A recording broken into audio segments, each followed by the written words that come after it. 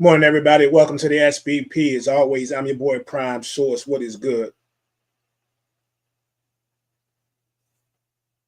Yo, can you hear me, yo?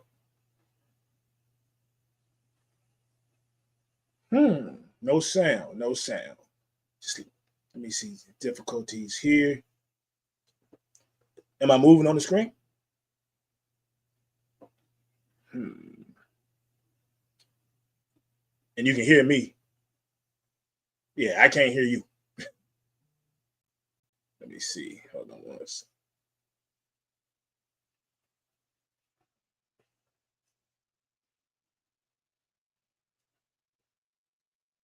What sound? I got sound on.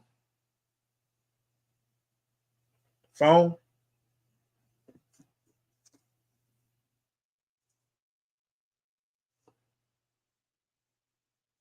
Got you. That's on me. There we go. Hey. All right. Now we cooking. Yes, sir. All right. Got some issues there, but I got them straight. Everything went that crazy this morning. Man, it's all good. What's we going gonna on? Power through. We are going to power through. Yeah, but how you feeling this morning, man? I'm doing all right, man. Doing all right. Another day in the SBP, another Sunday. But everything is good. How you feeling? I'm good, man. I'm good. I'm good. Get past all these little technical difficulties and everything else is popping up, and I'm good, man. It's out here. It's nice and rainy outside. Definitely had the tornado morning because I will be in here all day. Me too. Yeah, but I'm definitely good with it. I do have the idea of going to the MC Light joint. I mean, I'm not going, but the idea is at least in my brain. It's there. Yeah. Yeah, this kid, it's a kid. I seen a couple of people had tickets, man, that they was they had if anybody wanted them earlier in the week. People was even willing to come to you to drop them off. It was Kid Will Bishop, and there was somebody else I saw. I forgot who it was I saw, but cats had plenty of tickets in some of these shops and stores downtown, man. So, always, normally I wouldn't even miss a chance to go see MC Light. I've seen MC Light so much, which don't mean anything. You know what I'm saying? I'll go see her again, but man, I think in my lifetime I've seen MC Light, man, at least 7-8 times at least. That's a lot. Yeah, I've seen her a lot, so that is my girl, though, and it's all good, man. But other than that, what else you got planned today? Literally. You might not do that, but yeah. Watching South Carolina and UConn, South Carolina. That's about it. Man, yeah, you talking about we're gonna touch on a tad bit of some women's basketball, but you got back to back, man. You got South Carolina and UConn.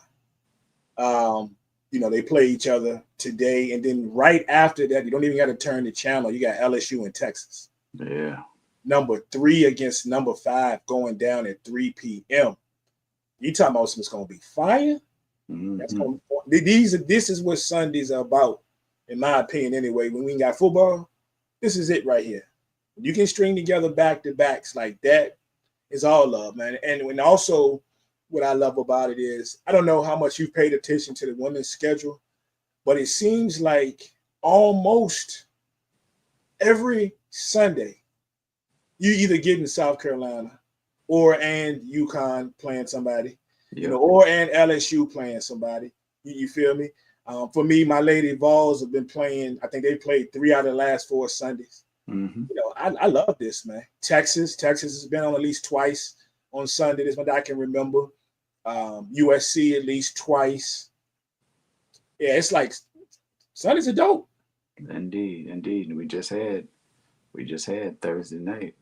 Mm-hmm. USC and UCLA, or UCLA and USC, and that jump was fire. So the women's game is lit, especially right now, and we coming off the 1-on-1 Unrivaled joint too. Yep. We're gonna touch on that as well. So it is a lot of things going down, man. It's a lot of things going down today, depending on what you like to do and what you like.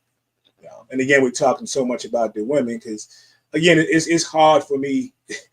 I'm struggling with the men hard this year, man. Yeah. Men's basketball, I am struggling hard to watch games. It's like if some of the teams I don't watch, a lot anyway aren't on, like, Cincinnati or UCLA happens to get an early game or something like that. It's hard for me. I am enjoyed watching Cooper Flag though, because Cooper Flag. I mean, y'all, we wonder about hype and how good is somebody, and how good is this guy everybody's been talking about, because most people don't get to see him play a lot in high school. And yeah, Cooper Flag ball. Definitely. Before we excuse me, before we get too far away from just the women in general, yeah, I got to give a quick shout out to my young homie Jada. Oh, what's good? My What's up? daughter. Yesterday she set the Cornell record in the 60-meter. What? Yeah. Man, yes. That is crazy. Fire, man. So I say congratulations. I love it, man. Yeah, man. That is all right. That's better than all right. Did you guys get to see it? Nah, it was at Cornell, so it wasn't live streamed. And of all the races that nobody has video of, like, she usually has a video from somebody on the team. Nobody has the video of it. And maybe there's one out there somewhere, but nobody that she knows has the video. So we haven't seen it, but we know what happened. So it's crazy. Man, that is all right, man. That is dope, man. The guy himself, Puka, said to tell you, man, congrats. I don't know if you can see the screen up there. Oh no, appreciate it, bro. Appreciate it. Yeah, Puka was good, man. Yeah, that's phenomenal, man. That's how you start the morning, man. I know I'm gonna have a great day, man. That's awesome. Yeah, appreciate it, bro. Appreciate it. That is awesome right there. Yeah, man. Ain't that much going on. Listen, I was trying to see if JB was gonna pop in here today. I was gonna ask him real quick had he seen the Captain America joint yet, but he might pop his head in. That's where you went the other day? I saw you was at the movies. Yeah, man. Captain America. Checked out Anthony Mackie and Harrison Ford and them. Watched them go out in his fourth installment of Captain America, man. And the movie's gotten a lot of criticism before it started, for a lot of reasons. You can guess one of them is easy. They don't want no black Captain America. But two, there's some things with the movie. There's some reshoots. There's a lot of politics. It's a lot of stuff, man. But I did a quick minute some change, little TikTok or whatever, and got some decent comments on it. And I would just tell anybody that wants to see, go see it for yourself, because though the movie is not without its issues, all in all, I still think the movie was good. I think it's fine. Like I gave my review, and I was thinking, I was like, the review for me was fine. Like it was fine. All the this is going to bomb at the box, so this is going to do this, it's going to do that, and the movie was fine. And what I'm loving about it is I'm seeing a lot of people source that share my sentiment on it. They feel the way I feel about the movie after seeing it, and they pretty much feeling this, have the same feelings that I feel. Right. Basically, it has issues, it has this, it has that, some sketchy CGI, there's this, but the movie was actually good. The movie was fine. It's not, you're never going to mistake it as one of the best superhero movies ever. Right. And I know you don't really follow, you don't follow superhero stuff, but two of the worst we've gotten in the past few years, two of the worst movies ever from Marvel. One of them was Thor: Love and Thunder, which was horrible. I never even heard of that joint. I've never even heard of that movie. And the other one was the last Ant-Man movie, Quantumania. Horrible. Like, I had never watched it. The movie doesn't have to be great, and at some point or another, if it's on TV, I end up watching it again at some point. Maybe. Right. I'd never watch those two again. This is not one of those movies. It's not top 5. It's probably not top 7. But it's fine. Right. It's fine. Shout out to Harrison Ford still doing this thing too, man. It's good to know that somebody can say that something is not the greatest and not the worst at the same time, because it's always one or the other. It's got to be an extreme for people one way or the other. So it's good that you can say it's not one or the other definitively, and be all right with that. Yeah, I'm good with it, man. I'm good with it. It was funny is after I made my little review or whatever, looking in the comments and then reading other people's reviews, they say the same thing. Mm-hmm. It ain't great, but it's good, or it's watchable. You know, it's entertaining. I would watch it again when it comes home to streaming or whatever. I'll watch it again. Yeah. So you know how people are, man. But that pretty much was the highlight of my week for the most part. But I enjoyed it. You know, we took Valentine's Day out and went and did that and grabbed something to eat, and you know, we enjoyed it. Word. Oh, I almost forgot to you know, it's the old jump, but it's okay. I almost forgot to don my cap. I almost forgot to put my hat on. My bad. You didn't have to put that on today. I mean, I figured, you know, somebody might need to see it. That's all. Everybody good? I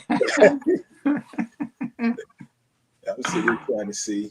Trying to share, but it's acting crazy. But anyway, man, yeah, congratulations. I haven't talked to you since last week. Congratulations on your Philadelphia Eagles. I know you had quite a Sunday. I know you had quite a week.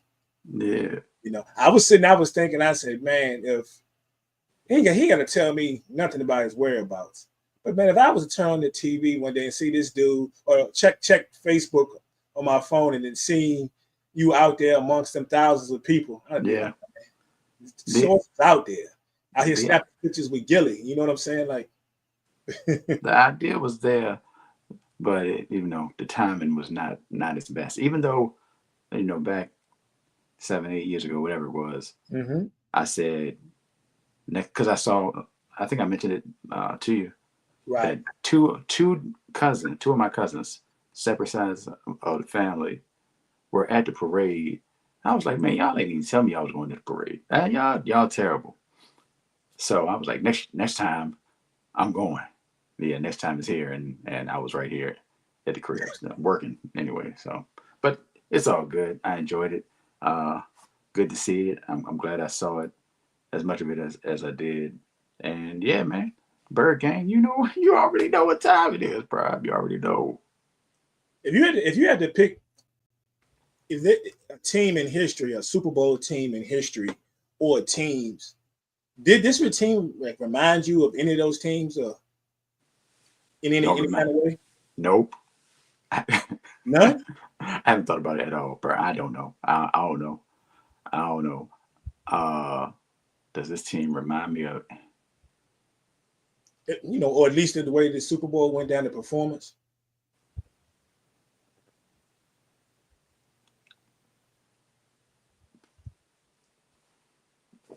I don't know, Brian. I just bring it up because one of my other homies was talking about, and he was talking about. He's an Eagles fan too. He was like, man, it reminds me, you know, of the Ravens, you know, back when Jamal was in. I was like, huh? How? I can see the similarities. I can see some similarities. I don't see any similarities. You can take some pieces of the Baltimore Ravens out of, you know, one of those, at least one of those seasons, and talk about what the Eagles did. Then he said, yeah, and it's also, I can think about that Buck squad.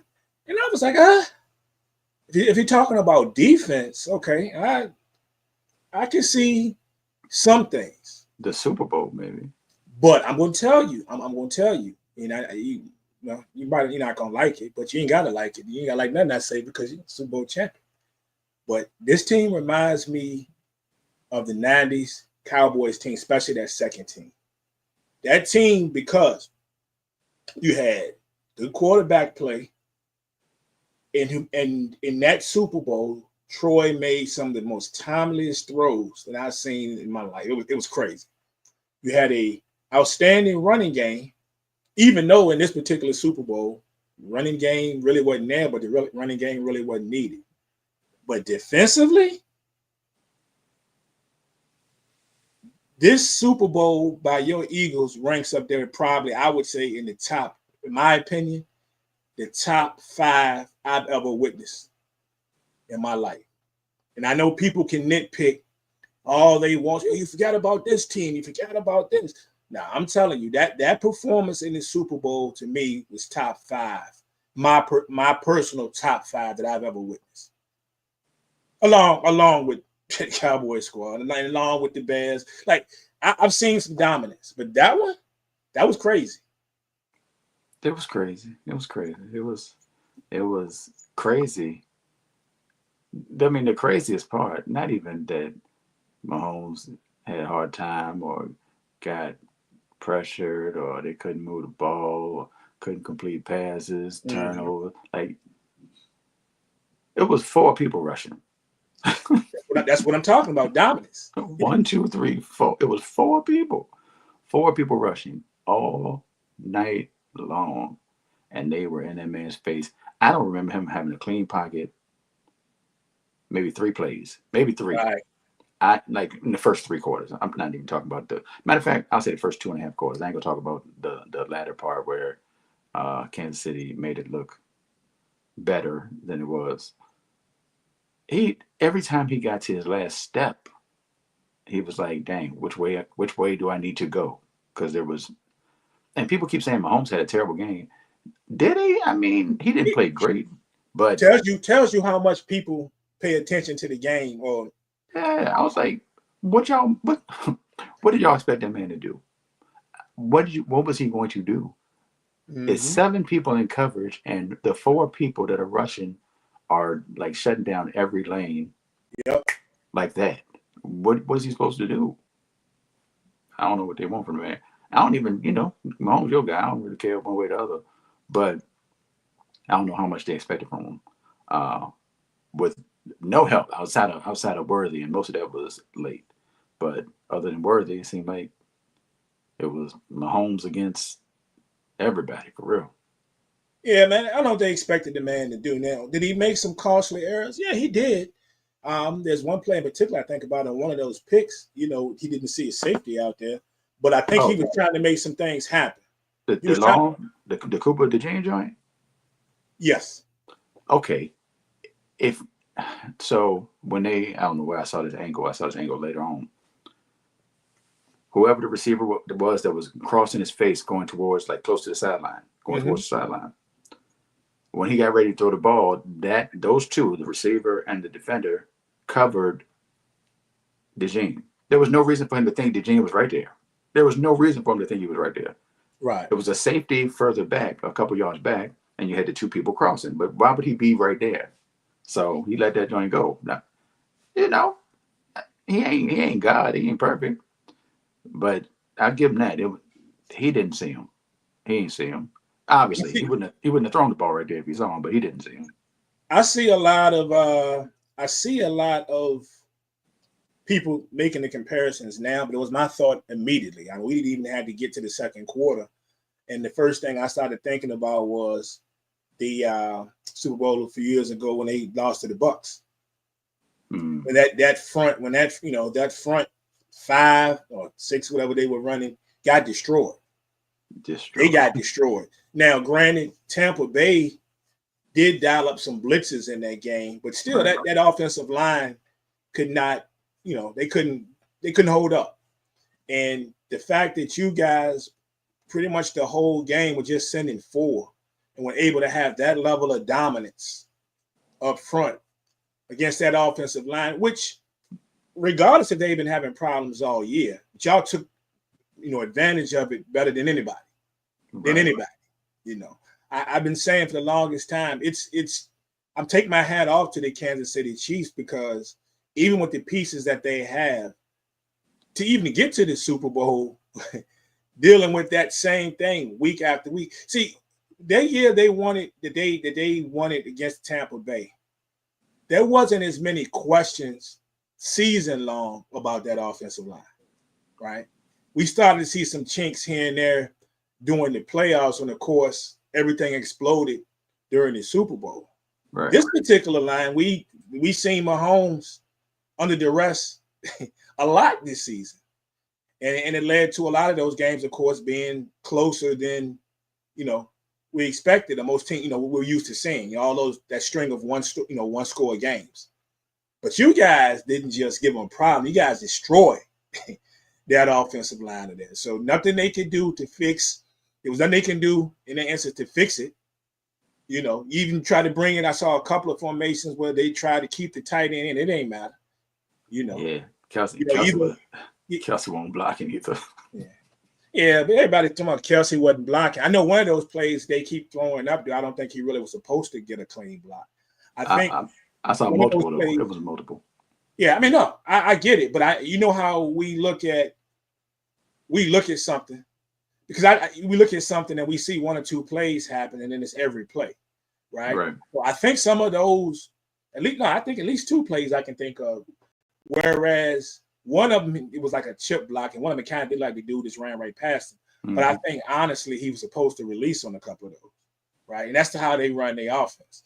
And what we saw last Sunday is what they've been doing the whole season. It just didn't work against you guys. Right? This ain't the only game that we question whether or not Travis Kelce was blocking. I mean, if you're watching, we question this game because it happened in the Super Bowl and in the manner they got beaten up. Yeah. That's how they play. This is their offense, right? It just didn't work for them this past Sunday. At all. Yeah, so at all. At all. Prior. Them people's got it was the second quarter when they got the second first down. Yep. Or was it the first? It might have been. I don't remember the first down. No, I think it was the second. I think it was the second quarter. If I remember correctly, it was the second quarter. I didn't even realize that. I mean, watching the game, but not like that. Not paying attention to that particular detail. I was like, how is this Then I started to think back. I was like, oh yeah, he has been he has been in trouble. He been in trouble. He was in trouble a lot, bro. Like a whole lot. Even when they ran the ball, it was like a yard and a cloud of smoke. That's it. I was in a conversation yesterday in the barbershop.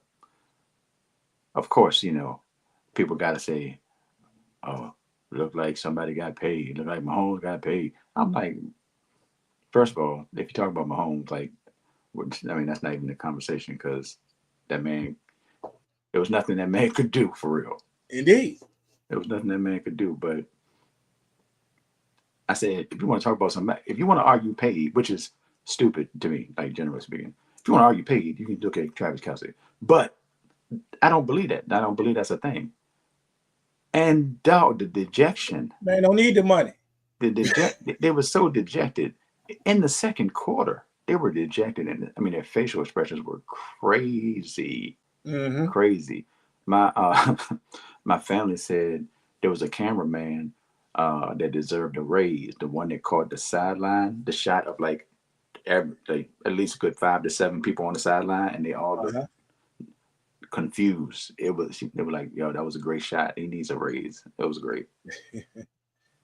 Yeah, so I made the comment, and we can put it to rest of these people talking about people being paid, cheating for them. I'm like, how y'all explain this now?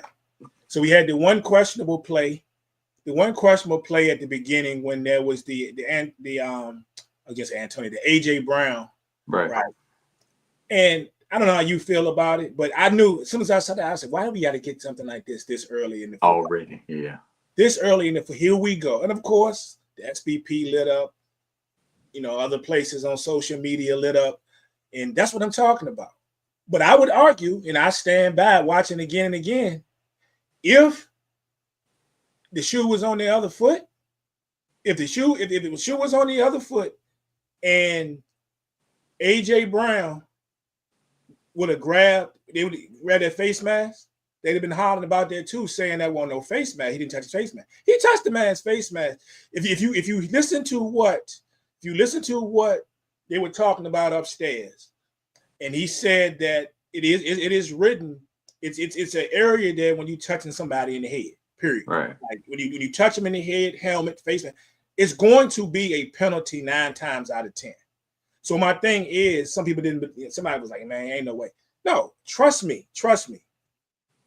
You could have very easily called AJ Brown, you know what I'm saying, on that play as well. You could have called that play, and I know people would have been like, "Are they cheating for the Chiefs? Come on, we gotta let that go." It's written, bro. It is in the rule book. They're going to call that 9 times out of 10 if it's something like that occurs in the head area.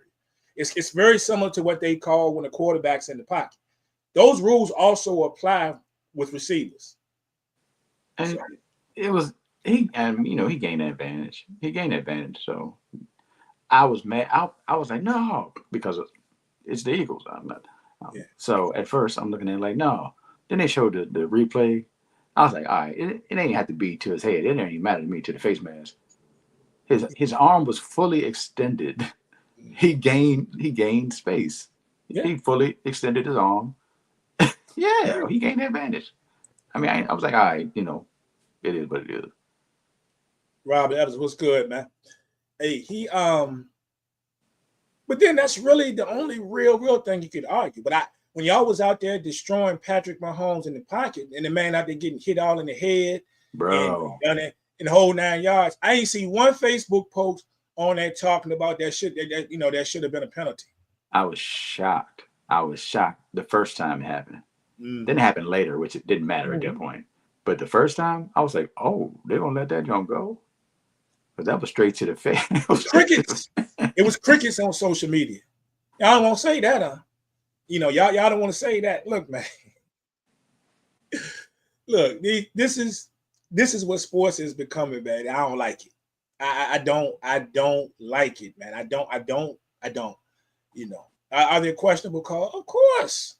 Of course. But now when everybody has to ride the narrative, I'm like, bro, I can't even watch the Super Bowl. I can't get past first quarter.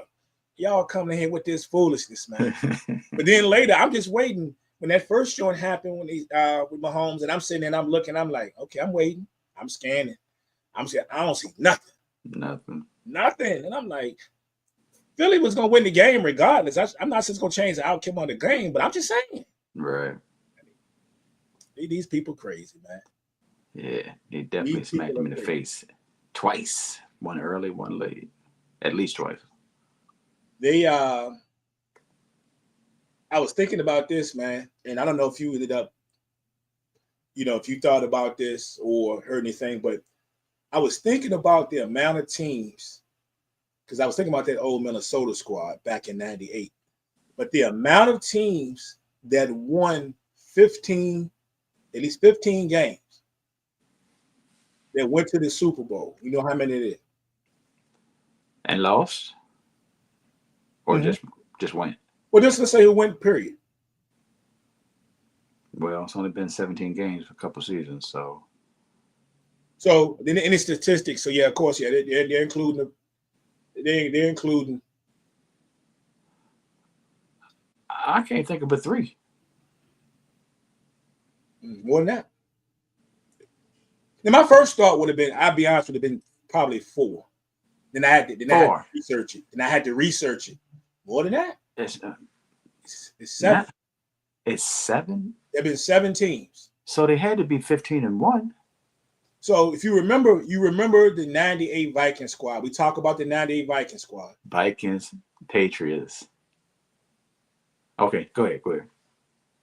You have the '98 Vikings, the 2004 Steelers. I would have never. Either. That's when I've forgotten about, and rightfully so. The 2007 Patriots. Right. Yeah. The 2011 Packers. Ooh. The 2011 Packers. Wow. Cam and them in 2015. Yeah. And the other 2. The Kansas City Chiefs. And it's very easy to forget the other one for good reason. Yeah, undefeated. Did you say the undefeated? Mm-mm. It won 15 games. Oh, you're saying 15 exactly. Yeah, won 15 or more games. Let's just say that. So I guess they're concluding the playoffs. So. Well, who was the other one? That's why it's easy to forget. When I tell you, you're going to be like, duh, because I was the same way. Recent. It's the Detroit Lions. The Detroit Lions.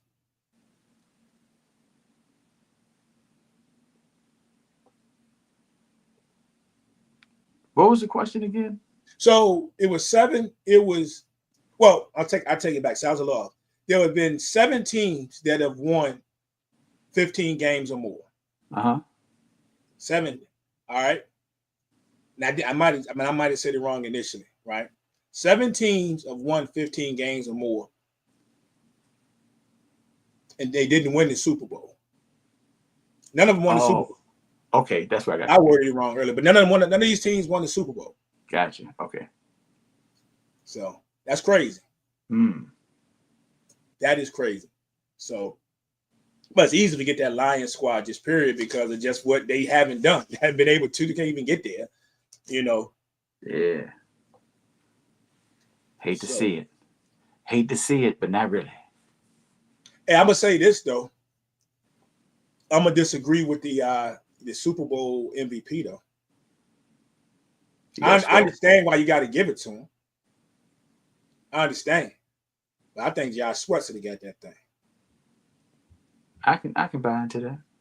I can buy. I mean, they ain't gonna give it. They ain't gonna. I mean, we don't see. Ain't been that many defensive players. I mean, how many has there been in history? Has it been more than 5? Probably not more than 5, but it's Daddy, like Harvey Martin. Yeah. That's just me, and they ain't no hating on Jalen because Jalen was great. Nah, but if it's close, it's going to. I mean, the tie goes to the runner. And the runner is the quarterback. So if it's close, that's because he was running. Hey man, Josh Sweat was running after Mahomes. He was running. He was at 2.5 sacks and two tackles. Yeah, he was running. Yeah, I ain't mad at him. That's 7.57, right? Yeah, for sure. Florida State too. Yeah, FSU in the house. I remember this lady at the wing stop said, "You know Josh Sweat?" Way back when he was first with the Eagles. She's like, "That's my cousin."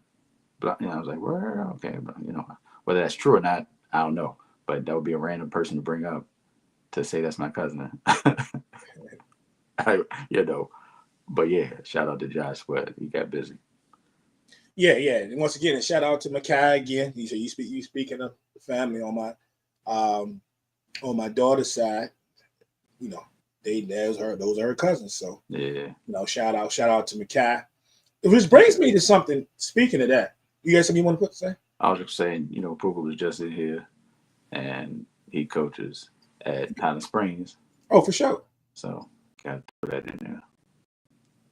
So speaking of, we're speaking of 2 things. We were just talking about the Super Bowl MVPs, and I'm sitting there looking in this recent list. So of course it's more than 5. I just said I could probably remember 5. Was Bobby Wagner MVP? Who was the MVP with Seattle? It wasn't Bobby Wagner. With Seattle play? Yeah. Let me see. I had the list right here. I didn't hit a button. I'm not even thinking about. I'm thinking about Bobby Wagner, but I'm not even thinking about the Super Bowl. I'm thinking about the NFC Championship. See what we got recently. We got Von Miller won it. Who we got else? What else we got here? Oh, there it is. Malcolm Smith. See, I don't know how I forgot Dexter Jackson. That was my guy.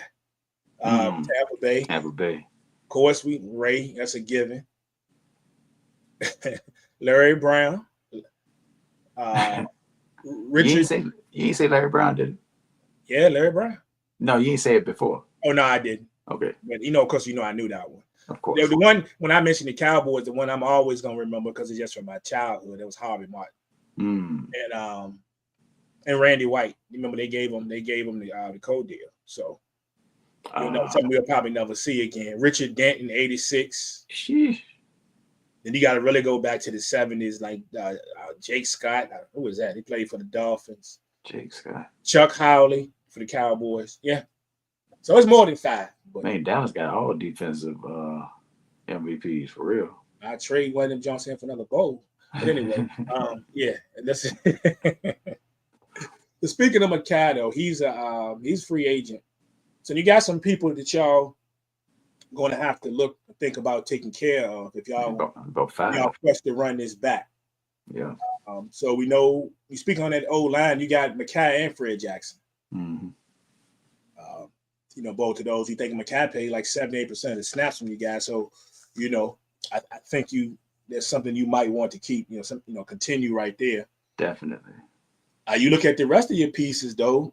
We just mentioned Josh Sweat, who was making what did he make? Like about 10 mil, I think last year. He got paid last year. So Josh Sweat, he made a great case because you think about it, as long as he's been in the league now, and you think about how much money is it going to cost me to bring him back in the grand scheme of what I'm trying to do. But man, I may do it. Do I bend a little bit? Because the dude showed out. He showed out. When he had to. Salute to him. If he end up in Cleveland, I won't shed a tear. But yeah, go on. Well, I'm good with that as long as it don't mean that y'all you know what it means if he end up in Cleveland. As long as y'all ain't getting big boy, I'm good with that. That's what I'm looking for. Brandon Graham. He retired, so. And to me, now this is me personally, the most important one. Now I look at y'all. The most important free agent y'all got, in my opinion, is Milton Williams. Yeah. Milton Williams, to me, you got to do to play almost 50% of the snaps during the season for you guys, was dominant. One of those reasons that y'all didn't have to do a lot of blitzing. Good against the run. I mean, to me, and I got to look at Zach Braun, too. I forgot. Zach Braun is also, but Braun is a free agent. But that Milton Williams thing, man, to me, non-Philly fan, that he's probably one, and then Braun is one. That's just me. I need Zach back. I mean, I know we're pushing for the Jeremiah Trotter return to the middle of the defense, but let me get Zach Braun back one more time. He got busy all year. Safe to say that y'all gonna pay your coach after about to run him out of town. I guess. Yeah. I mean, the man was making what? I think she had come in making about $7 million. I saw one of the reports I was watching I think on Fox the other day, and they were saying the way the market is now for coaches, and you add into the fact that he just won the Super Bowl, they said it's a possibility this man could jump from like $7 million to somewhere around 14, 15 million. I'm not mad at it. I mean, 2 out of 3 bowls, and you was 9-1, 10-1 the year in between, even though things fell apart. Mm-hmm. That's all they can. That's really that goes to show you how negative we are, just as people. This man went to a Super Bowl, started out 9-10-1, but because things fell apart at the end of that season, we were ready to throw in the towel. Because I don't love Nick. Like, I think it's more just the way he is in general. I'm not a fan of his personality. But bookend of these 3 years, bookend Super Bowl appearances and a ring. What more you want? What more do you? What more? Where's Tyrese when you need him? What more do you want from me? Yeah, I get it. Yeah. So, what about the Chiefs, though, man? We look at the Chiefs. There's some looming questions with the Chiefs. First of all, the first one is Travis Kelce. So whether or not he's even coming back, he's not ready to address that yet. I saw a video the other day that I don't know how I missed it the first couple of days, after the Super Bowl, when they were showing him talking to Pat, and he makes the comment, thank you for everything or something like that, something along those words, and it's really got people thinking, is he coming back? So that's going to be the first thing. Now, I saw that Kansas City has supposedly given him a deadline. I think it's in early March on when they would like to get some type of answer from him, which makes sense because I think free agency is somewhere around like the 12th of March. It's in that week.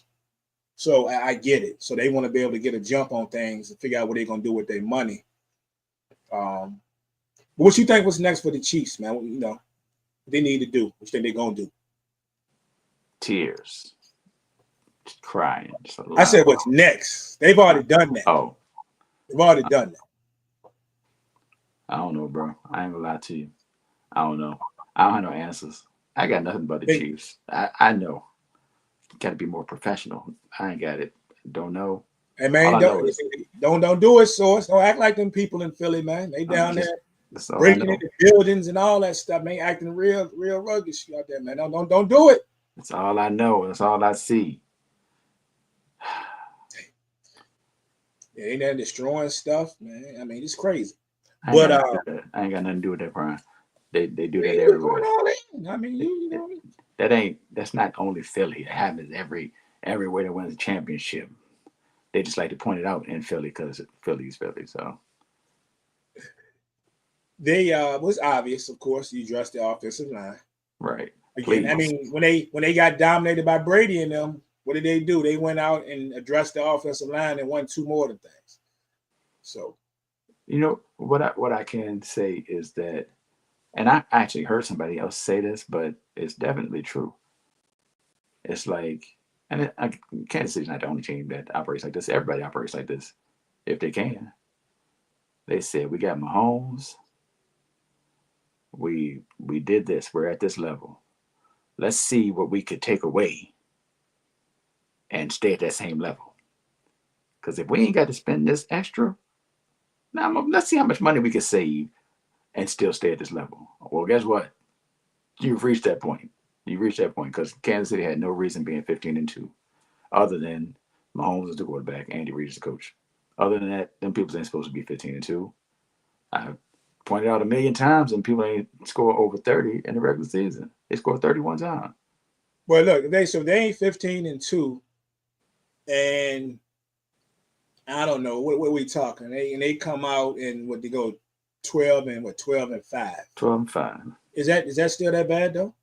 They go 11-6, so they're not top of the heap. I get it, but is it that bad? Because I agree with you that they may be approaching that point. I'm not 100% convinced. Nobody can convince me that we about to see these people fall off the deep end now. It's not. How could they? The quarterback's still the same. The quarterback's the same. The coach is the same. The coordinators are the same. Worthy, even though a lot of it was in garbage time, is a rookie. And what people keep forgetting next year, Rashee Rice was looking good. Yeah, I don't mean he was looking like a top 5 receiver that little short time they had him on the field. I mean, he was ready to explode. What was it, the second season? Yeah. Second season, yeah. You got that, provided he comes back healthy. Mm-hmm. You still got, out of the 5, you got 2 stud offensive linemen. I can't speak on the other 3. And they might already lose one of the guys, but he didn't play all that well anyway. But then he's probably going to come, that same guy, Trey's going to probably command some money out on the market. But you're returning 2 studs, right? Look, I look at Kansas City right now, obviously fixing that line. Well, attempting to fix the line, just because they go out and get the people it's going to work this time. Right. But I also look at, like, so you bringing Rice back.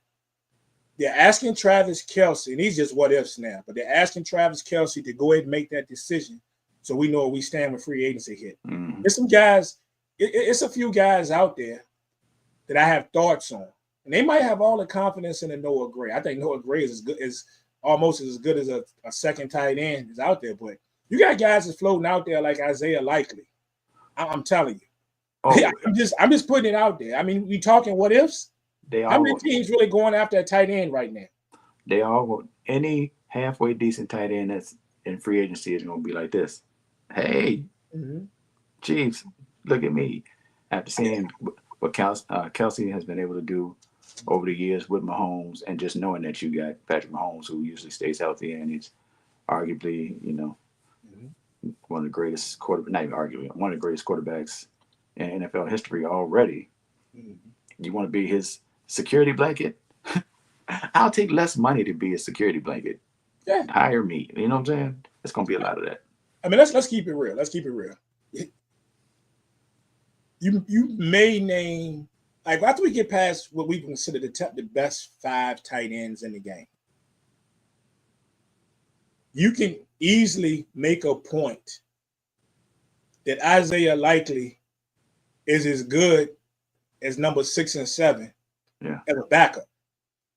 I'm just saying, look, and Kansas City might not get him, but I'm just saying they gave Kelsey a deadline for when they kind of would like to know what he's gonna do.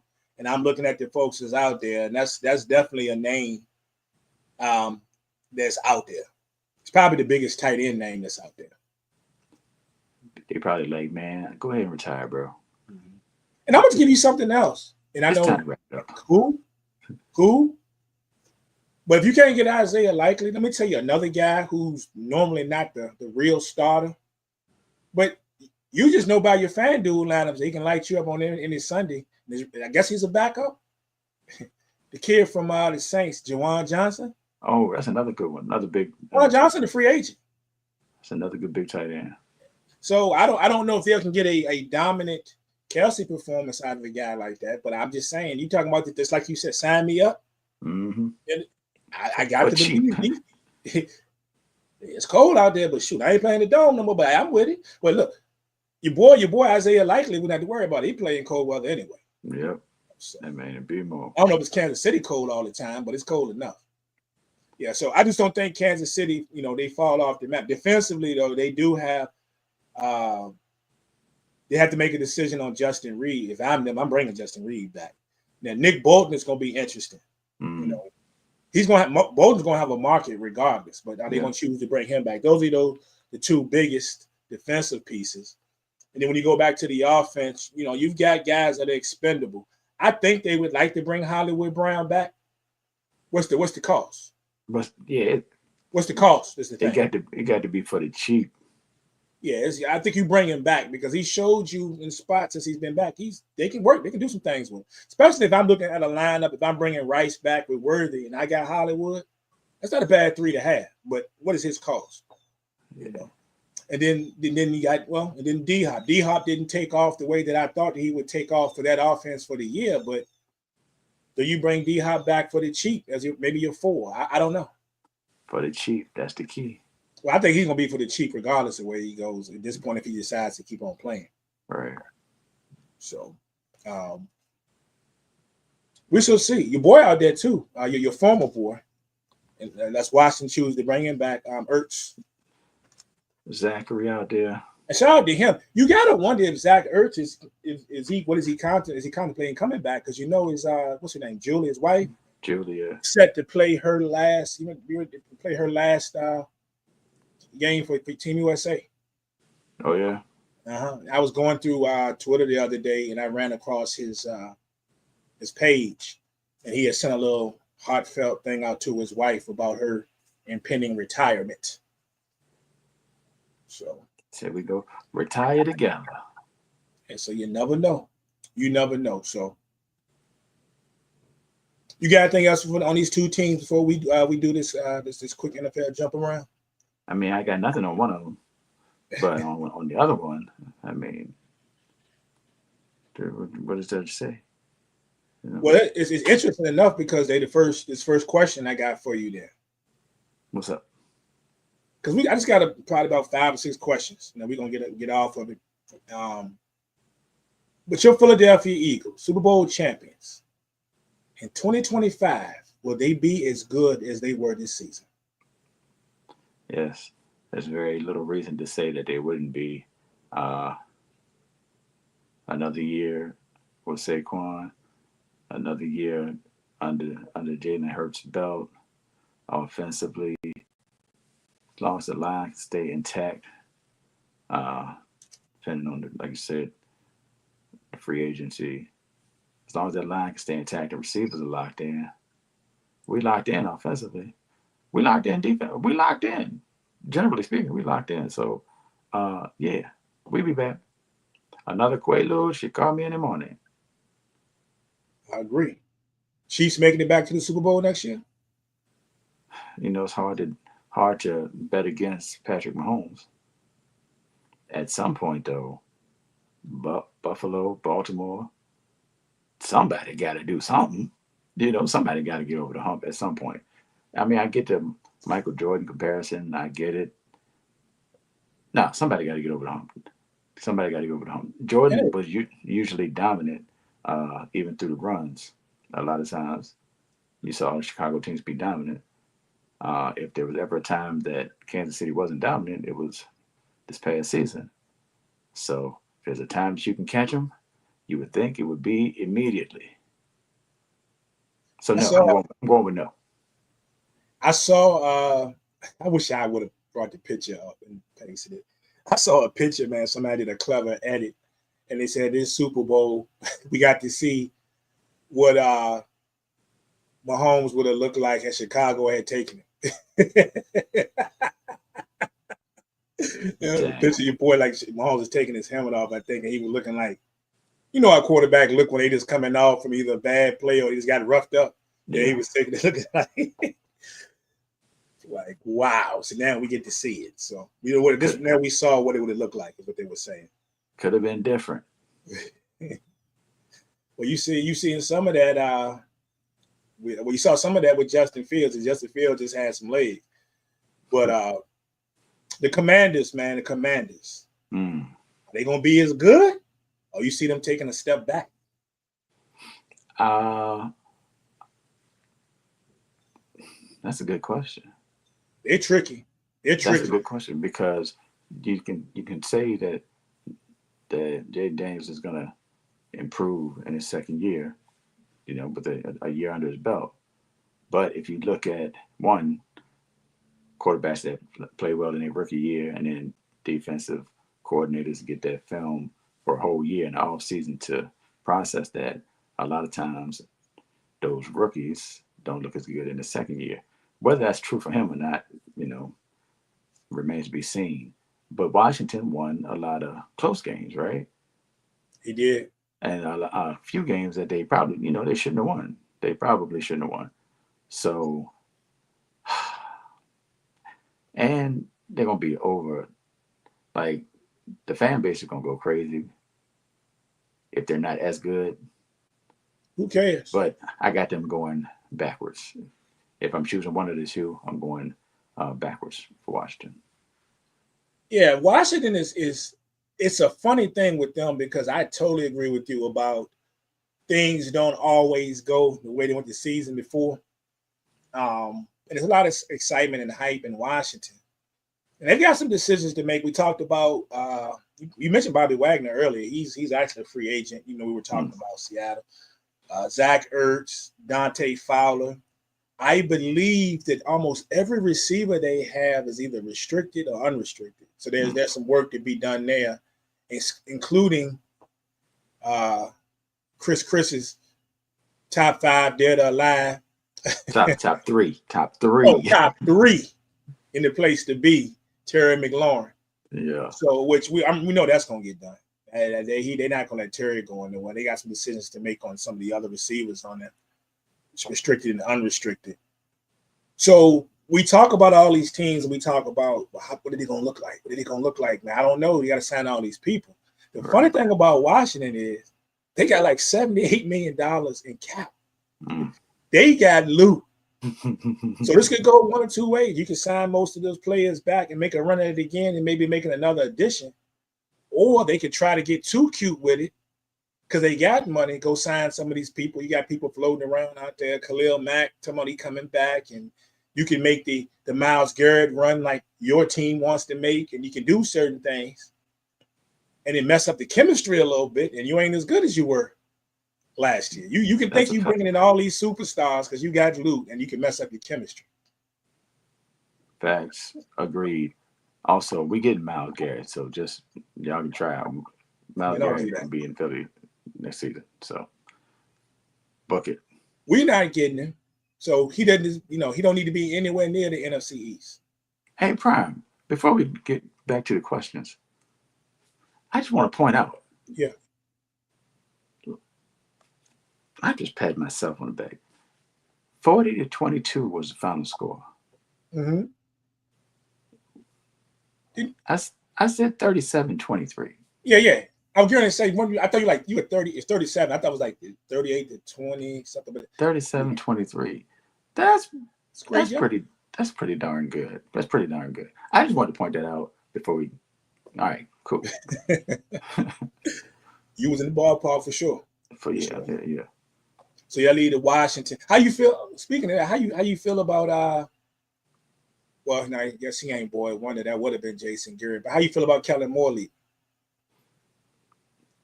I mean, I hate to see him leave after such a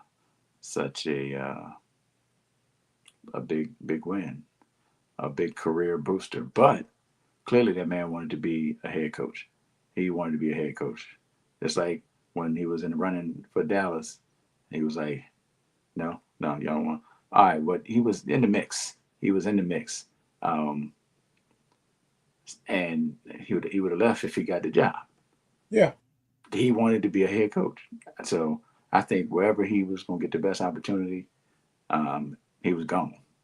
I don't think it really has anything to do with Philly one way or the other. It is what it is, and best of luck to that man in New Orleans. I'm great. I'm cool with him being in with the Saints. We won't wish anything bad on Kellen Moore. He just wasn't a fit for us because jury and the puppet thing, the controlling thing. I think we'd have fallen into a situation whereas like now we got Schottenheimer. Right. You never know with Jerry. The Jerry keep people too long and do certain things. But I really feel like if we get to a certain point that he would pull the trigger on firing Schottenheimer quicker than he would with Kellen Moore. Yeah.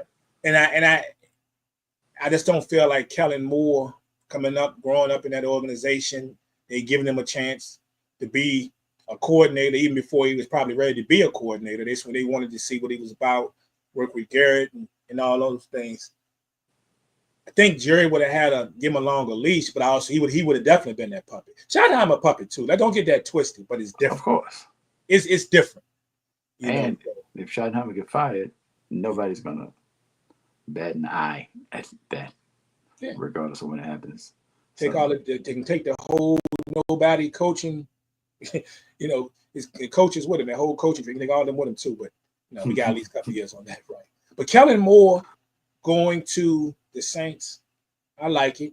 Another team has got a lot of cap money, right. $54 million to spend, 2 really good young receivers, some things to work with down there. I like Kellen Moore down there. And a division that's for the taking, Mm-hmm. The what else I got?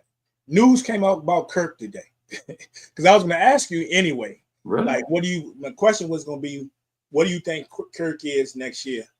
And would he be the most expensive backup in NFL history? Is there somebody out there that's willing to negotiate even at this stage of Kirk's career?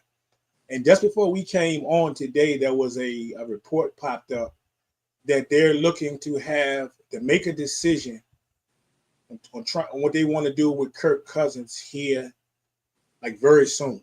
And keep in mind, they're gonna be on the hook for a lot of, if not all that money, right? And what I thought was interesting was one of the things that I saw as a team that everybody's name is popping up with now because of their circumstances of where they're sitting is the New York Giants. Oh, okay. We're seeing, so a report came out earlier today that about Russ possibly in the New York Giants. Now, after that, I saw Kirk and some other teams, because he could also end up in a terrible spot like Cleveland, depending on what Cleveland want to do. But now this is very interesting. What's your gut feeling on what's going to happen with Kirk this coming season? Where is he going to be? I like the New York idea, to be honest. I like the New York idea. He's got a young receiver. He got neighbors right there. I hadn't thought about Kirk, to be honest. Where else could he go? Liddy, what's good?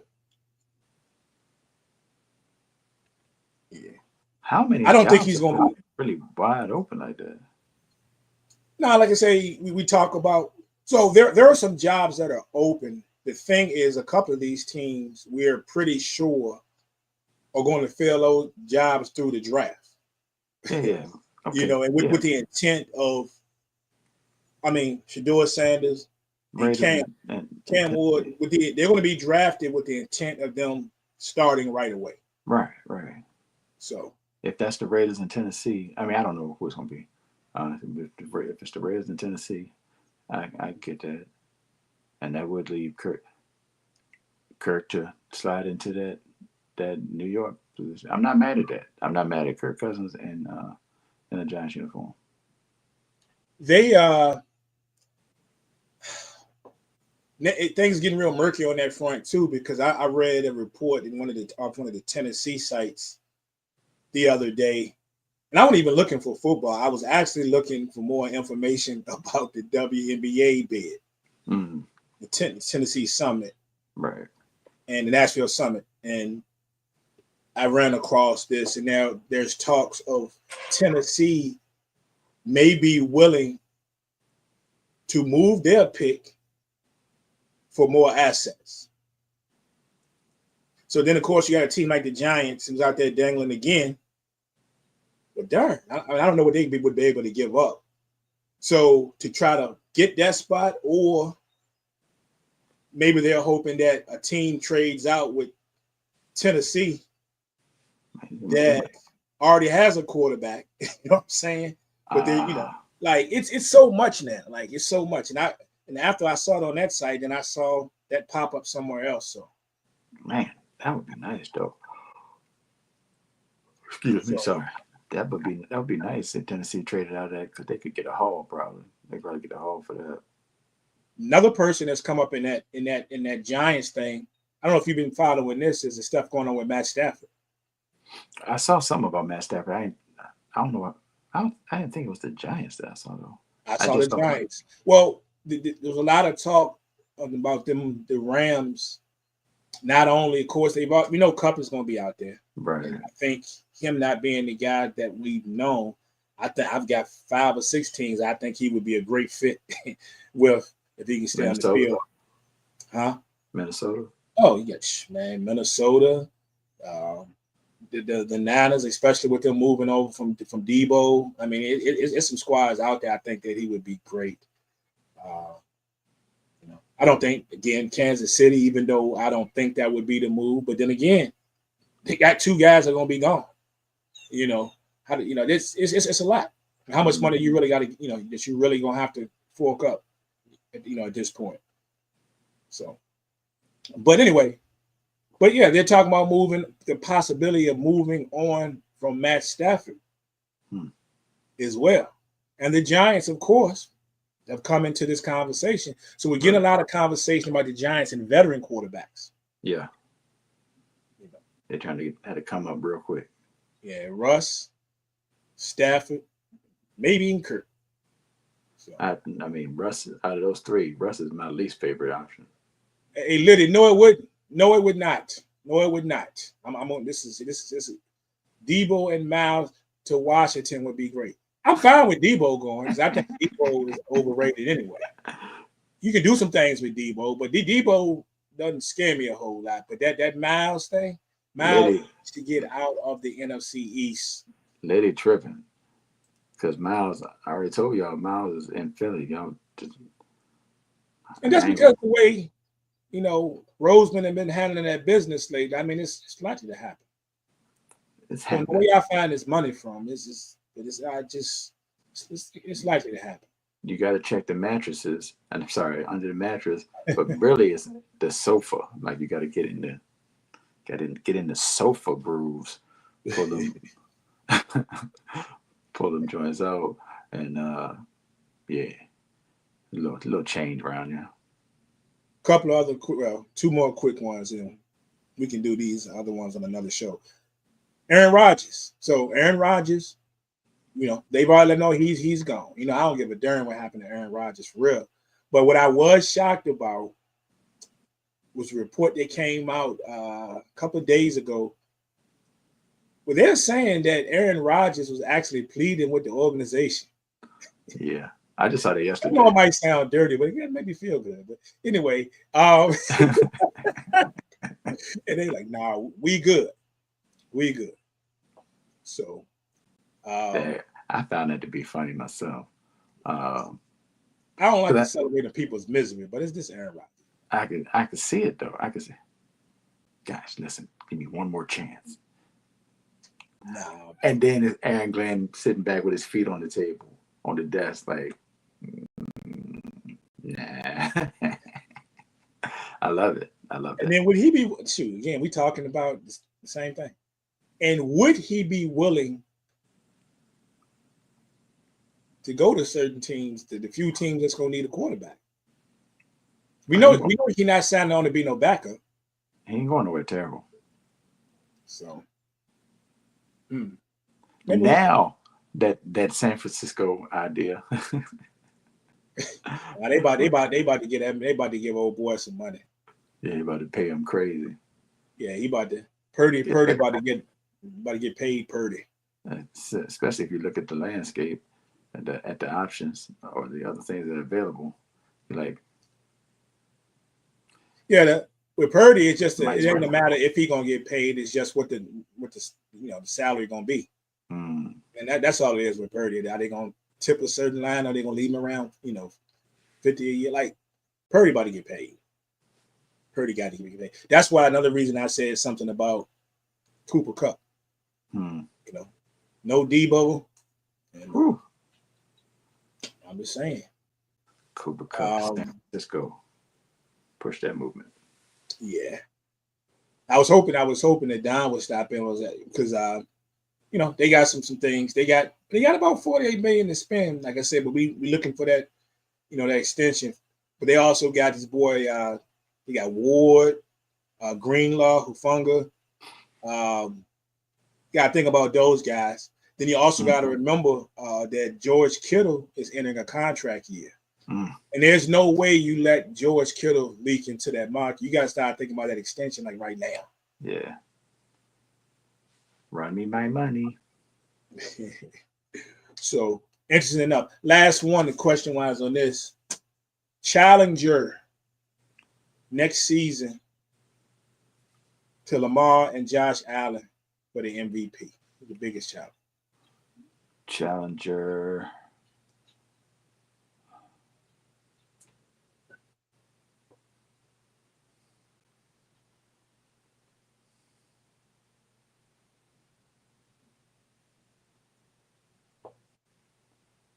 It's a good question. And so much can happen because we don't know what's going to happen. Even in free agency, it can be that one weapon or somebody that put somebody over the top. I mean, I would love for it to be Jahmyr Gibbs. I know that's crazy, probably. For a back. Yeah, the throwback. I mean, if Saquon go crazy, then if Saquon didn't get it this year, then no other back is gonna get it next year. And then they would be comparing them to Saquon. They have a lesser season than Saquon. They would be looking at this joint crazy. But I just wanted to say Jahmyr Gibbs because I hope he has a crazy season next year. I tell you what's tough for me. The person that I would want to say, but I can't because of the great unknown. Shout out to Helter Skelter, matter of fact. I want to go play that joint. But it's Joe Burrow, right? There's one question. T. Higgins? Are you going to have T. Higgins, who is about to get paid? When we're talking about all these free agents out here, T. Higgins is a dude that could be the piece to tip the scale for somebody. Yeah. I'm saying, like, you look just right there in the division. Can you imagine Lamar getting T. Higgins? Don't say that. Like, you're just talking about right there in the division. Don't say that. And it's staying in the conference. I mean, you got Buffalo too. Like, he could really tip the scale. I don't know, man. But you just see, like, if he comes back and they can figure out how they're gonna have these two high-priced receivers on one roster, like for their future plans, because we know for a fact that Chase about to get the bag too. Like, I don't know if it's possible to have both of these guys at this money. But if Higgins comes back, I think he is the biggest challenger to Lamar and Josh. Talking about Joe Burrow. Going to Vegas, T. Higgins, once they get your door. Okay, I don't know. Either Shador come into the league in year one and win the MVP. End up with Tom Brady. Hey, the Brady effect, son. Mess Right. around, end up with over in Tom Brady's organization. Next year, we sitting there and they the Raiders are sitting there with what they go out with would it be 11-5, 11-6, 11-6. 11-6, With Brock and T. Higgins going crazy. getting busy. That'd be a story. That'd be a story, man. So, yeah, it's hard for me to think of anybody else outside of going to the running backs. Right. You mentioned Jahmyr Gibbs, and of course, I mentioned Saquon again. Of course, Henry just go off the rails, but yeah, it's hard for me to even think of anybody else right now. you could argue a long shot, like your boy Baker. you could argue Jaden Daniels, but you don't know what's going to happen. True. Man, how did that get past? You can definitely argue Jaden Daniels. I just figured you didn't say him on purpose. Yeah, and an MVP candidate. So that's legit. That's definitely legit. So we're gonna see these last couple of things, man. First, well, let's start off with the All-Star Saturday night, which was I don't even know what to call it anymore. Like I was sitting there talking to both my sons. I was like, man, can you remember a year where I've not been super hyped about All-Star Saturday night? I broke tradition last night for the first time in probably about 7 or 8 years. There were no wings. Oh no. There were no wings. There was no lemon pepper, no raspberry, no nothing. There was no wings, bro. It's over. No wings. And my youngest son and I were coming back from the movies. So we were sitting in Chick-fil-A, and I was like, man, I'm almost forgetting that the All-Star festivities are coming up.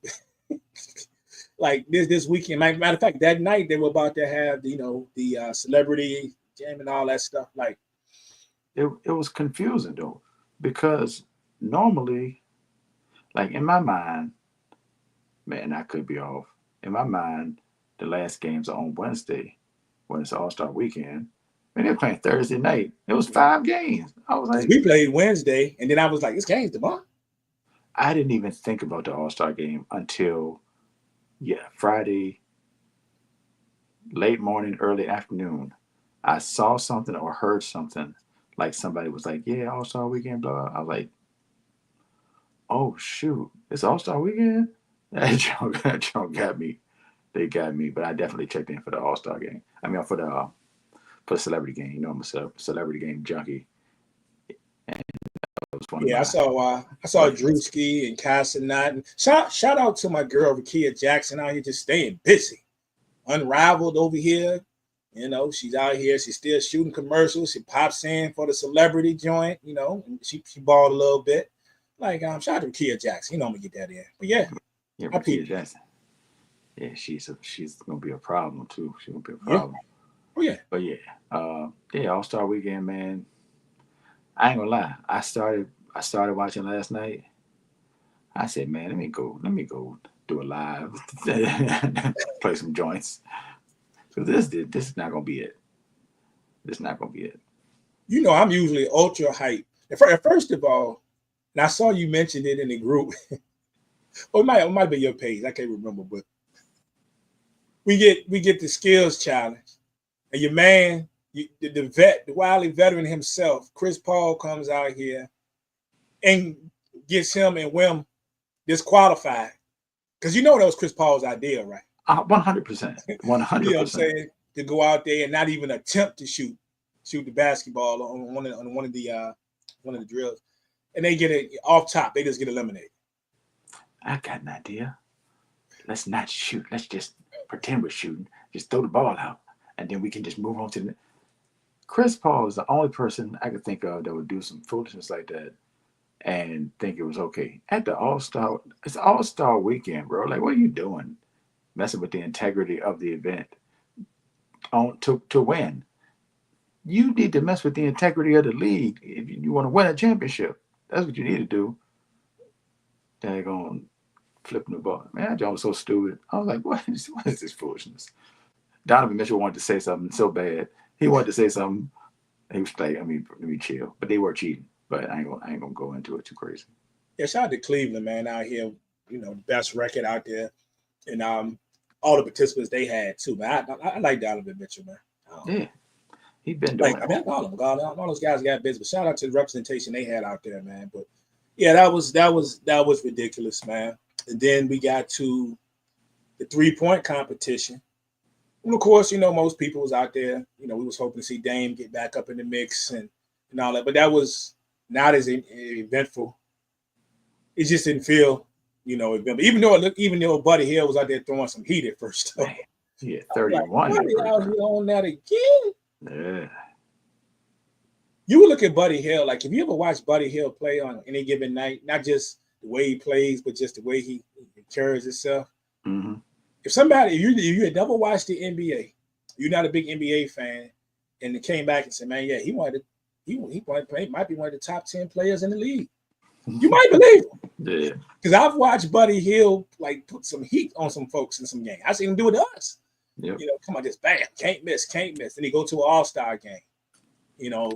Bam, can't miss. And he got the little swag to him, like, and they ain't Buddy, but don't let it fool you. Same Buddy Lee. And of course, then we end up getting, of course, Tyler, your boy Tyler Hero. That ain't no problem who won it. It just didn't feel right. It was uneventful. Yeah. So the only thing to me, and everybody else, of course, we got to give a shout out to Mac McClung. Got to give a shout out to Mac McClung.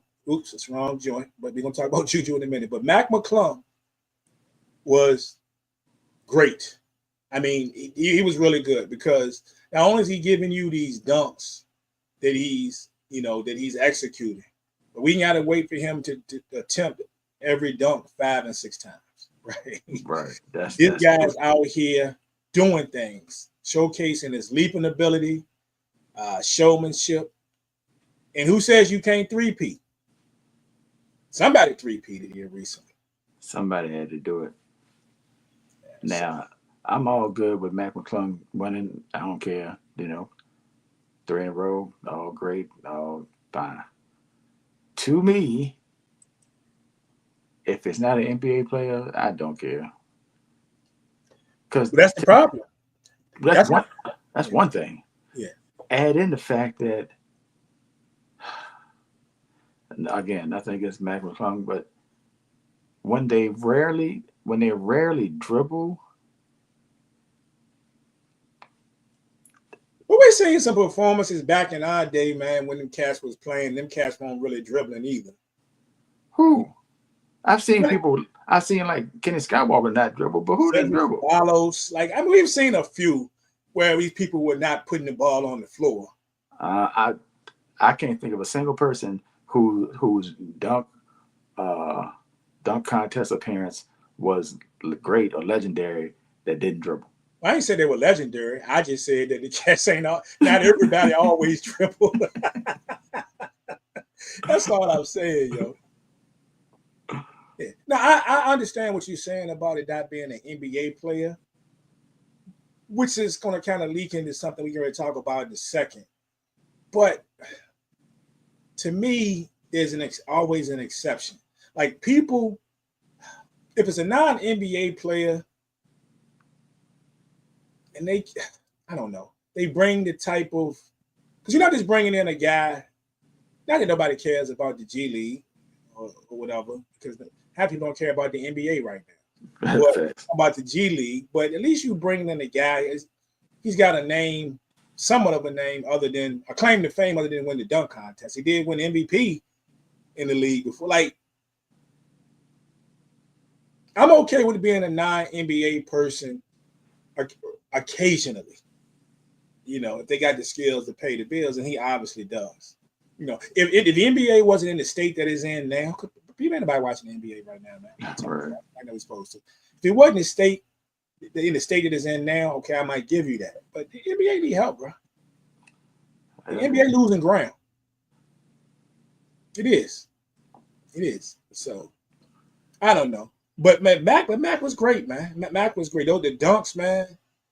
I'm saying, what is he gonna do now? You dropping over the car this early in the game. Like, what are you gonna do? Like, what you leaving for next? And he did his thing, especially that last dunk when he went over old boy. And I'm sitting like, damn, you ready to clear him? And he clears him. And if you look at it, because when you see it at first, you're like, yeah, he gonna push off a dude's head a little bit, use the ball off his neck a little bit. Now, he just took the ball, dunked it, and did his thing, man. McClung was great. Stuff in Castle, you heard about Castle. That last dunk wasn't no 50. They just wanted to create some drama. I might have gave him a 48 and a half, whatever, but he wasn't no 50. Man, hearing Kenny Smith talking about, okay, maybe that's part of the irritation too. Kenny Smith talking about he might be challenging Vince Carter for the greatest dunker. Bro, be for real now. Listen, be for real.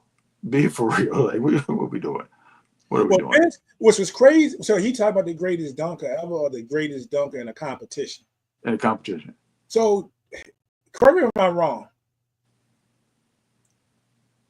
Air Canada. So Vince Carter, didn't he only? I know he won. Didn't he only appear in one contest? I believe. I think. Yeah, that was it. Just there was no need. Well, no need to be in another one. Oh yeah, there was no need. And it was funny because shout out to Cuzzo, Jay hit me up at the beginning when they were showing all the Vince Carter stuff. They was like, man, why are they showing all this? But come on, man, they did contestants. Why are they showing all this Vince Carter? Got to be, I ain't gonna say everything Jay said, right? Because Cuzzo watching stuff, and he get a few beers on. Let me tell you, Cuzzo be off the chain, right? I was laughing. But I was like, cuz, I get what you're saying, but it's probably, you got to think about the old Hall of Fame thing, and they didn't try to tie it in with the fact that they're trying to bring some type of hype. So I get it. Yeah, but still, But Vince did the one. Mike only appeared in 2, right? 2. Neek did 2. 1, 2. And then to get more recently, well, Jason Richardson did 2. Levine, you got to go back to the Harold Miner. Like, multiple winners. Nate won 3, but I wouldn't call Nate's great because Nate on especially last couple, he had to do 1 billion attempts on some of these joints to even get the dunk up. Them joints don't count, bro. Yeah, so I wouldn't challenge you to say, man, that this is I'm putting up there with, with Vince Carter. But if you want to have a conversation about the best dunkers as pertaining to the competition, me personally, I don't have a problem if somebody, and I know people going to like, this blasphemous, right? But I don't have a problem if you want to put up a grid, and on that grid with Michael Jordan, Dominique, and Vince Carter, I ain't got a problem if you put Mac McClung at the end. That's just me personally. Because to me, he showed out in these contests, especially last night. It was entertaining. The dunks were good. Zach LaVine, Aaron Gordon, that man did not. Nah, man. But I mean, that's your opinion. So you hold against the man. What if that man was signed to was playing in the league? You gonna change your mind then? No. You ain't change your mind? I get you. This Zach LaVine and Aaron Gordon stuff is crazy. I mean, it's crazy. But you got to understand where we are now with the league. Let's be honest with you. Let's be honest. Now, a lot of it goes to the fact that you and I talk about all the time with women's basketball. How deep is your fandom or are true fans? Right. If we're going to talk about just with the average, if you have a conversation, you go to your barbershop right now, and one of them days when the barbershop is packed, you waiting to get in the chair. There's at least 10 people in the barbershop, let me say that. And they start having a conversation about the top dunk contest competitors in the dunk contest, as they've been watching it. Mm-hmm. You don't think at least 50% of them people in there gonna mention Mac McClung? Nope. I know it's gonna be some old heads in there because we always, as old heads, we always got to go back to such and such was a beast. such and such this, that, and the third. I get it. That's gonna happen. That's just what it is. People put people in the conversation who don't need to be in the conversation. Terrence Stansbury. They do it in football, Yeah, such and such. Don't forget about what. Okay, you had 3 good seasons. I get it. But you don't think at least half the people were gonna say you got to put Mac in there? No, they might. But no. I think it would, but then again, I don't. Different field, different era. But I'm just saying. So y'all write that down. Source hates Mac McClung. All right, the man from VA, man. Eminem and Mac McClung, apparently. Yeah. VA in the house, man. Come on, man. We've been showing VA love all week. Shout out to Skills. Look, man. These, should have made some love, man. You can't hate on the homeboy from home. Go, Mac. What do you think about Juju's performance the other night? Juju is ridiculous. She is ridiculous, and she's ridiculous. You see all the stars in the house? Yeah, Kevin Hart and Vanessa Lathan, Vanessa Bryant. Vanessa Bryant. Yeah, Sanaa. Yeah, so there was a lot going on. And my guy Guy Fieri everywhere. Like he's soaking up Cali. Like he's there. He's been at All-Star Night Friday Celebrity Game. He was at the dunk contest stuff last night. So he's gonna be at the game. Shout out to Guy Fieri, man. I ain't mad at it. But Juju got busy. Just think if she wasn't on the court or if she wasn't in the game, nobody else was making shots. Nobody else on her squad was making shots. They would have been blown out in the first half. And even when we got into the third quarter, and UCLA went on that run, it looked like trouble. It could have been trouble then. Mm-hmm. Just with Juju slowing down in the beginning of the beginning of the second half. But she came back, went back to work, a couple buckets here and there, Kiki and others.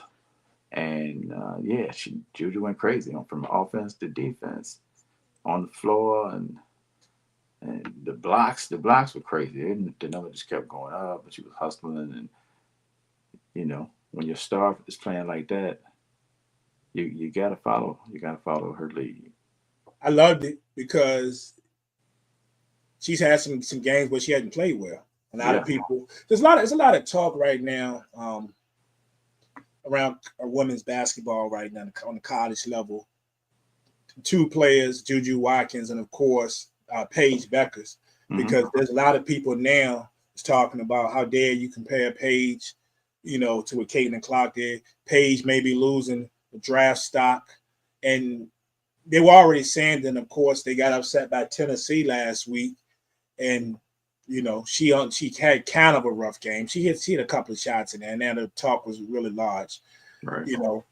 But as far as Juju, it was really good because if you follow Juju, she will have some games like that because she gets the games when she's a volume shooter, and she ain't afraid to let it fly. And before you know it, she didn't miss 4 in a row.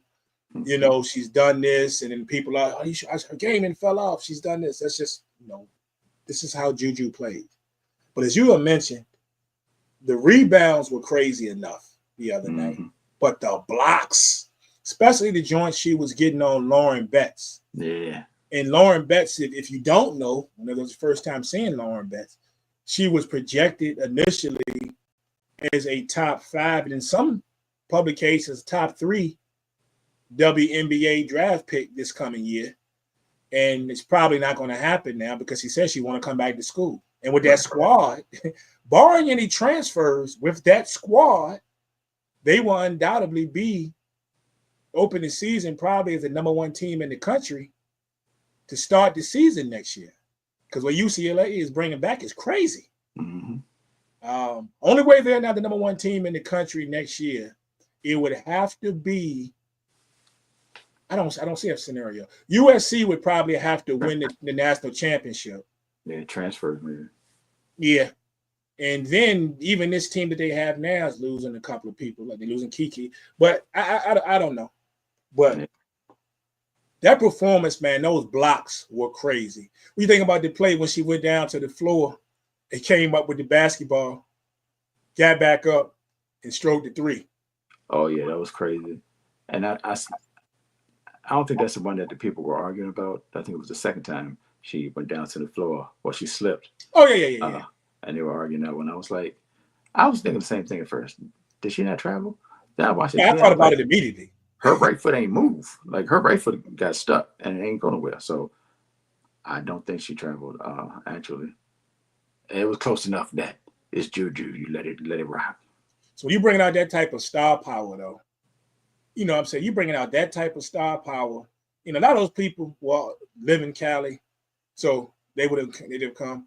You got some people that were gonna come to Cali anyway because of All Star, you know, and hey, while I'm there, I mean, they're smart. They're gonna look say, hey, I'm going to the All Star game. Let me see what else going on while I'm down there. Not that the game was anywhere near the Bay because that's 6 to 8 hours away. But you know, it's a flight. It's a flight. I mean, you in Cali. It's just a flight. Let's make a move. So yeah. So shout out to when you bring out that type of star power. You know, we see that sometimes on the men's game. I've watched a couple of games this year. The few that I've watched are the men's. And depending on where they play, I've seen. I saw Cooper Flag. They were playing one game this year, and it had to been like about 4 or 5 celebrities in the crowd. In you know what I'm saying? Mm-hmm. Yeah. You know, they come to see ballers ball and players play. You know, so. Shoot, matter of fact, I had told my daughter a couple of weeks ago, probably a couple of months ago maybe, that they were playing Harvard at some point, and she should probably go. Well, they played Harvard Friday, Harmony Turner. So she sent me a picture. I didn't know she was going. I forgot the game. Wow. She sent me a picture from the game, and Harvard beat the brakes off of Cornell, but Harmony had 21 in 19 minutes. She was like, yeah, they took her out in the second half because it's bad. It was 66-29. It was bad. That's crazy, man. So Juju and them play, well, it won't be anywhere near as exciting as the game the other night. It shouldn't be anyway, but I believe it's Washington. I think they play later on today. Mm-hmm. They don't have a big matchup as the ones we know we're getting here shortly, as we mentioned earlier with the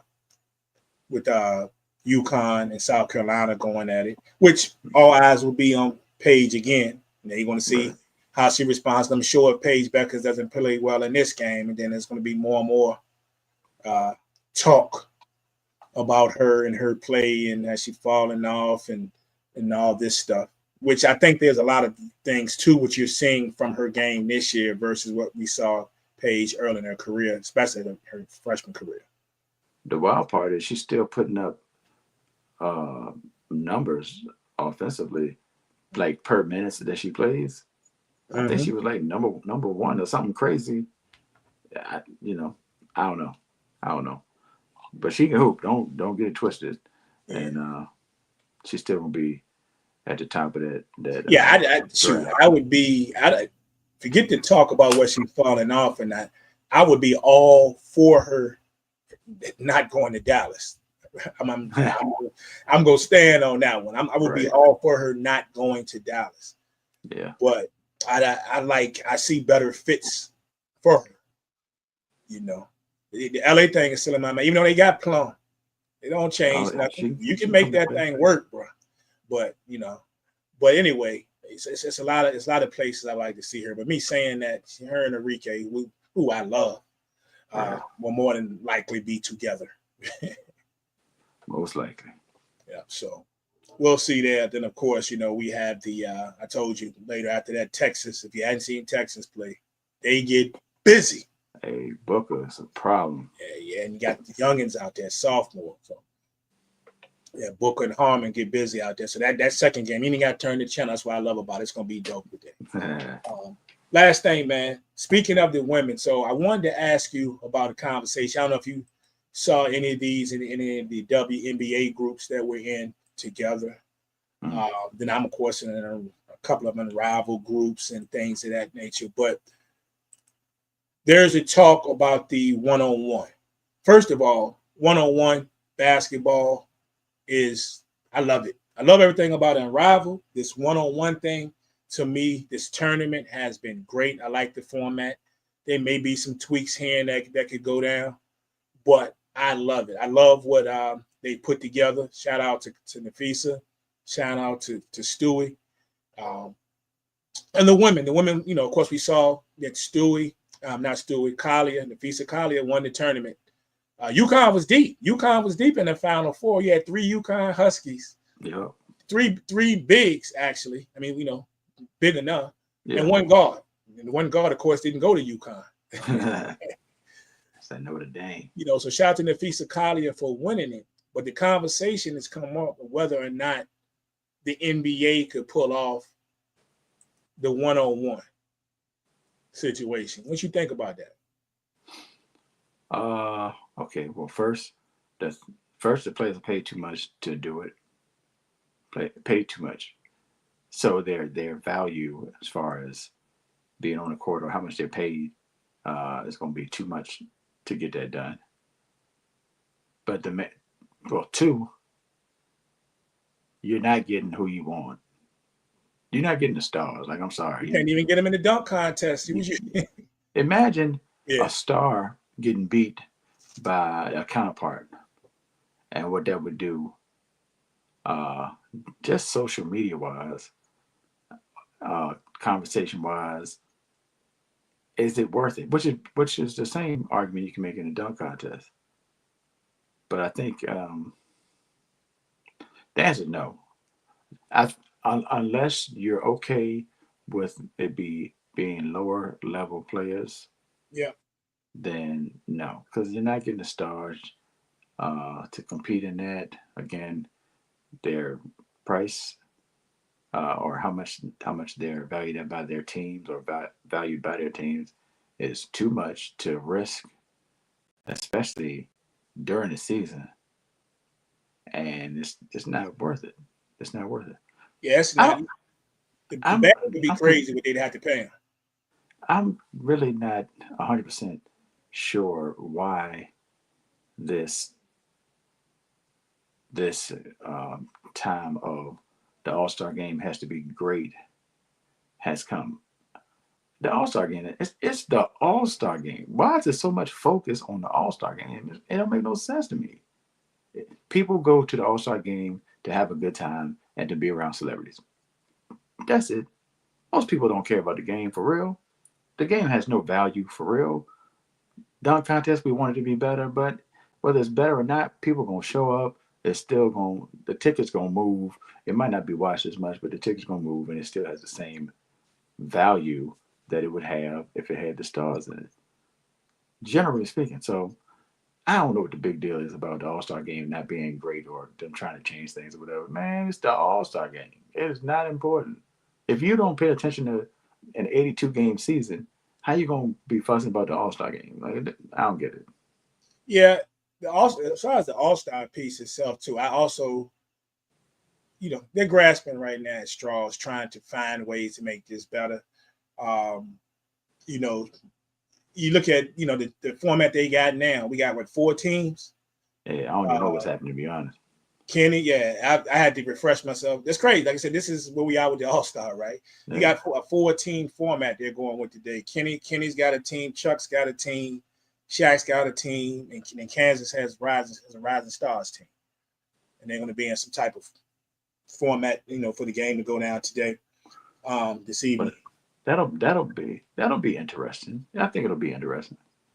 Yeah. So, but as far as the one-on-one thing, I'm with you. I don't see it working for a lot of reasons. Definitely the stars.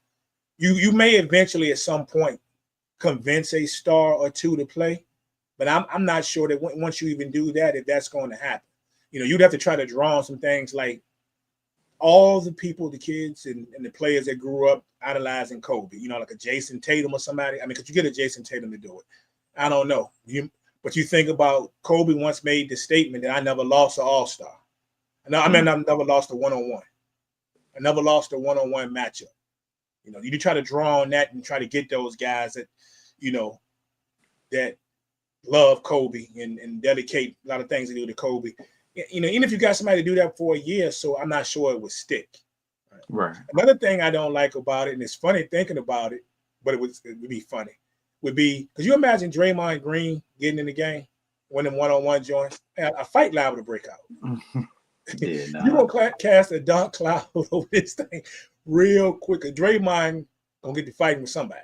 Right. Can you imagine Draymond ended up in the second round with Jordan Poole? Like something, this would be crazy. Like I just don't Wow. think I don't know if think it worked. And we're laughing, but it's true because you're not gonna get all the big names. Right. You're gonna get all the names, people that we know, but you're gonna get people in this thing like you're gonna get a DeAndre Hunter probably.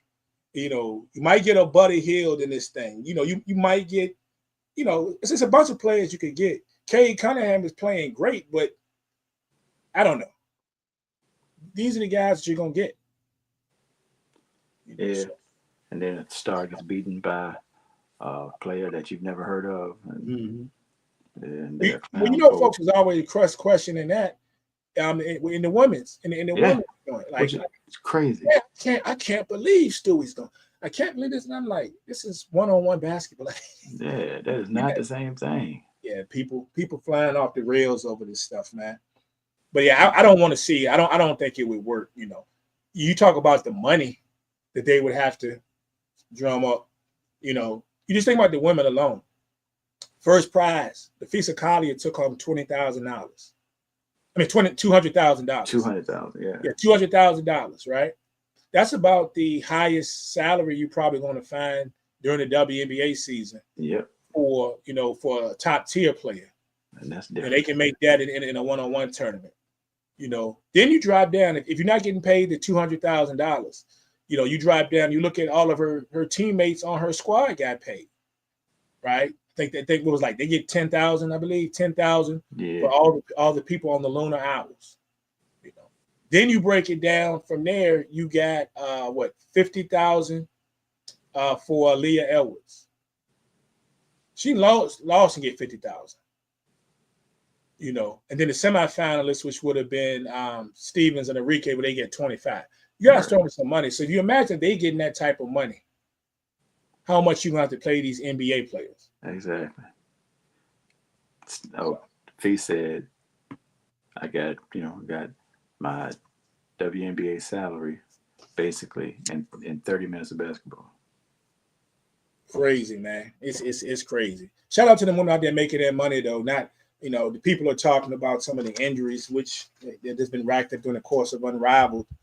But I'm like, one, injuries happen overseas too. Yeah. You just don't hear about all of them because you're not watching the games. Exactly. So those injuries happen overseas too. And then too, if you look at the money these a lot of these girls are able to make doing this, I mean they're getting paid. They're getting paid. They're getting paid. Supplemental income and get to stay here. So yep. I like it, man. Me too. Yeah, I like it. What you got, man? That's all I got. I got nothing, man. I might do a live. I don't know. We'll do something in a little while. I'm gonna go sit in front of this TV for a little bit though and watch some of this UConn and South Carolina. I was sitting here with my behind my throat just now. You watching the Tennessee Ole Miss game, and my player Samara Spencer went down to the ground like she was there for a minute. I realized she just caught an elbow to the jaw, bro. I felt that joint myself. Yeah, so it is what it is. So it's gonna be a fun day. Get to see Paige, Flage. You know what I'm saying? For a while, they get to see all these people get busy today. And so it's gonna be a good one, man. It's a good one. You got anything else coming up for the week? I might do an interview tomorrow. 6. I'll be on at 6 tomorrow, live on TikTok. Might have an interview. We'll see what happens. And then Wednesday we got the beat cipher at 7. Producers will come through, play some beats, maybe an interview on there as well. And that's it. That's it for now. I have nothing. Ain't doing nothing to dodge this snow that they calling for, but as in I have nothing. I don't have no idea what I'm doing this week. Yeah, it's going down again. So, all right, appreciate y'all. This is the SBP. You can catch us here most Sundays, usually around about 11:30ish. Stay tuned. Join us over on the page, the SBP, over on Facebook. And shout out to all of you checking us out over on not only the Twitter link that I shared, but over on YouTube. We appreciate y'all. But next time, enjoy your day.